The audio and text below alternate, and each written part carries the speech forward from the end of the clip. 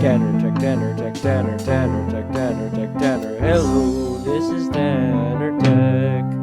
And today, I'm going to be showing you my ham radio setup and the desk-mounted 12-volt power supply that powers my whole setup and any other projects that I happen to be making that require a 12-volt power source.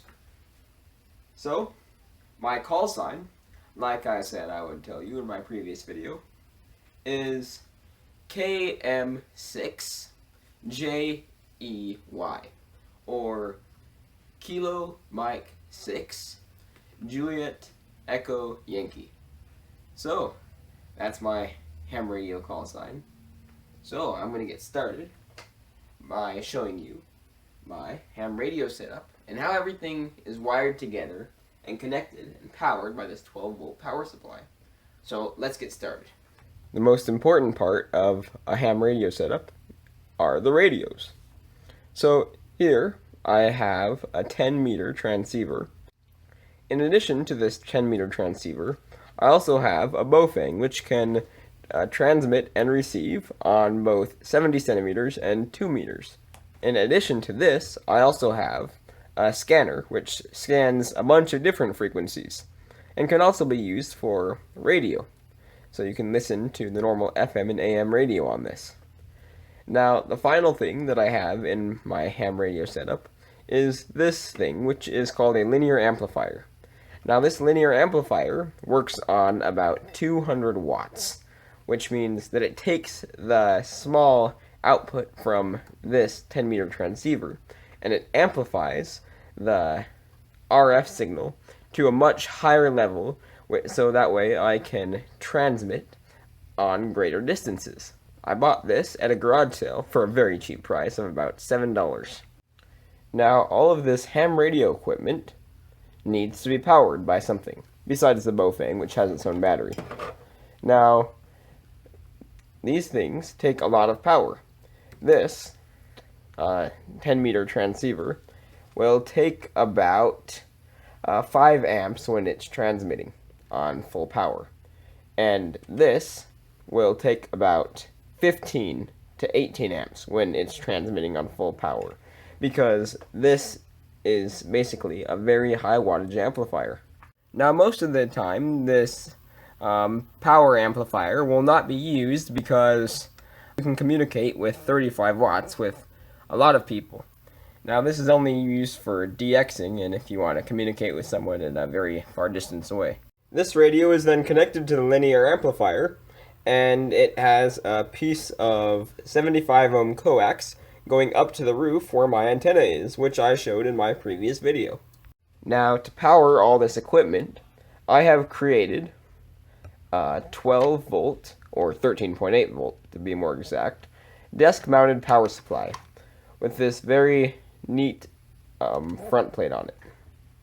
Now, in a previous video, I showed you how to fix an RV power converter, which takes the 110 volts from the wall and steps it down to 13.8 volt to charge the RV batteries.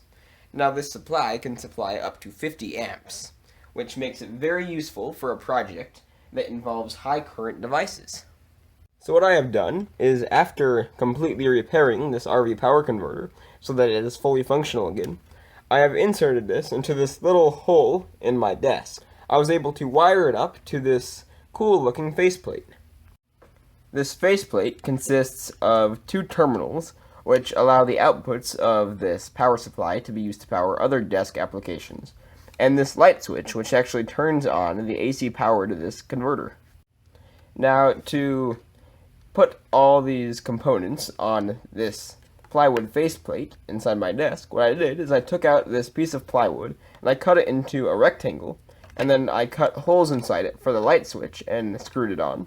And then I also bolted this plain faceplate onto the piece of plywood and drilled 2 holes for 2 bolts and nuts to go inside to be utilized as the positive and negative poles for any other desktop projects. So, now that you know how this 12-volt desk mount power supply works, it's time to see what it does. So I'll connect my 2 multimeter probes to the 2 output poles and I'll turn on my multimeter to voltage.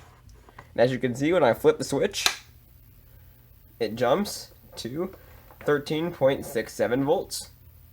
Now, this allows me to also turn on the transceiver and linear amplifier. And as you can see, it still stays at a comfortable 13.65 volts. Now, you may notice that coming from my two terminals right here, I have two incandescent light bulbs. Now, the reason behind these is they are being used as a dummy load for this power supply.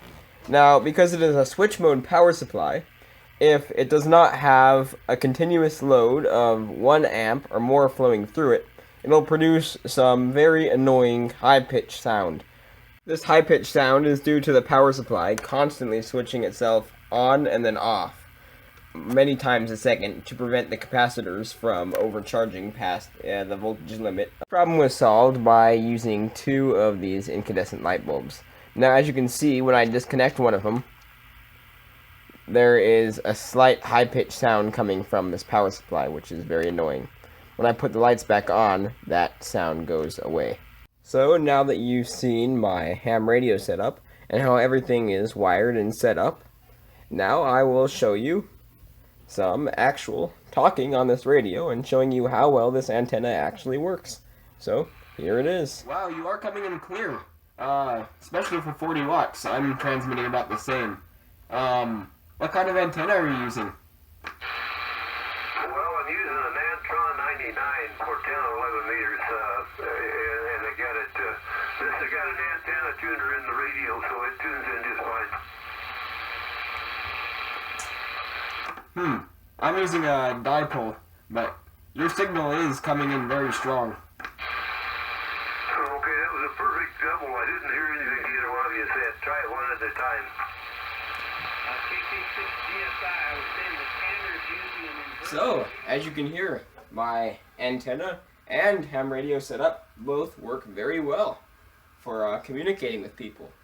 Now, those people who I was communicating with were only about 7 or 8 miles away, and there was a lot of static tonight due to the lack of sunspots. But besides that, this setup works very well, and it is going to be very fun to play with it. In my next video, I will be showing you how the brightness of your phone screen works, and kind of how different phone screens work. Then I will be showing you how to build a special kind of instrument that can show you the different waveforms coming out of your screen that you can't really see. It will be a very interesting episode of Tanner Tech, so stay tuned for that. This is KM6JEY Clear.